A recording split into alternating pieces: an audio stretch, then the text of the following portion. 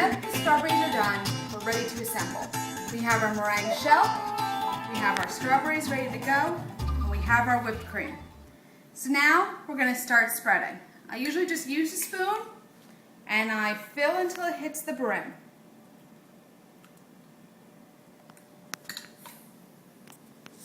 One thing I do have to say about this recipe is that as you're filling it, it just gets harder and harder to resist. These balsamic strawberries smell so good, it's kind of unreal. I just cannot wait to dig right into this. There's no real rhyme or reason to it, just gotta spread them around, make sure it gets in everywhere, kind of mush them in. You don't have to be too delicate here because no one's gonna see this part. Give it a little extra juice. So now we're ready for the whipped cream. This part requires a little bit of skill. You have to make sure that you're kind of putting it on in a way that's not going to entirely spread it across the surface. So the best way to do this is to really put a good dollop on there and don't try to spread until you got it all down.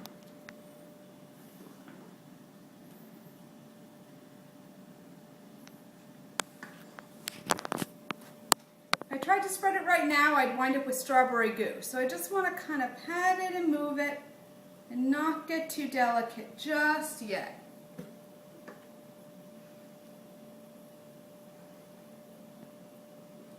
So while I'm smelling this amazing whipped cream, I have to say, spiking your whipped cream is going to make you the hit of any dinner party. It really makes a huge difference when you have something that's going to be more, I don't know, interesting than just regular whipped cream.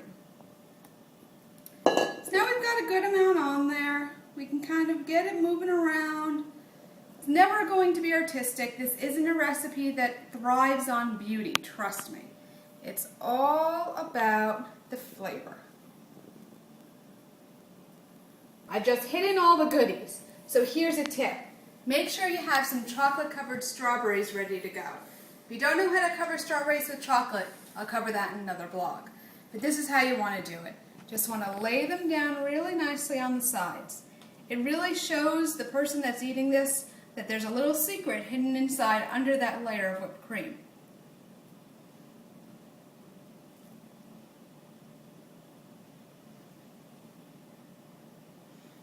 We're almost there.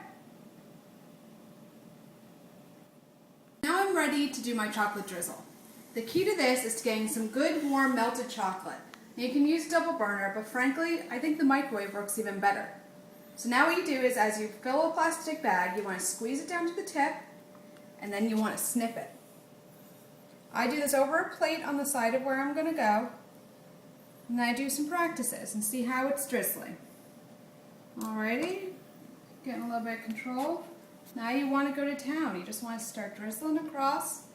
You want to have something under your surface so that way you can go farther than the length of your plate.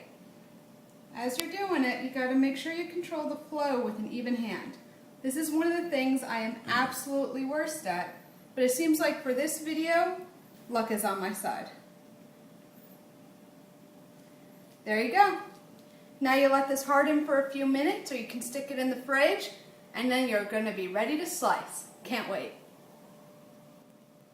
So now we're ready to cut into it. It's a little sad to ruin this beautiful piece of cake, but I'm going to do it. Now I'm not going to lie, this isn't pretty to cut into. It always gets a little messy because it's a little crumbly, but the taste is totally worth it. Now, if you don't want to serve it in this kind of format, you can also do it as a trifle or even make small little circles out of a very small spring form. The choice is yours. So now, I'm going to take this lovely mess of a meringue and see how it tastes.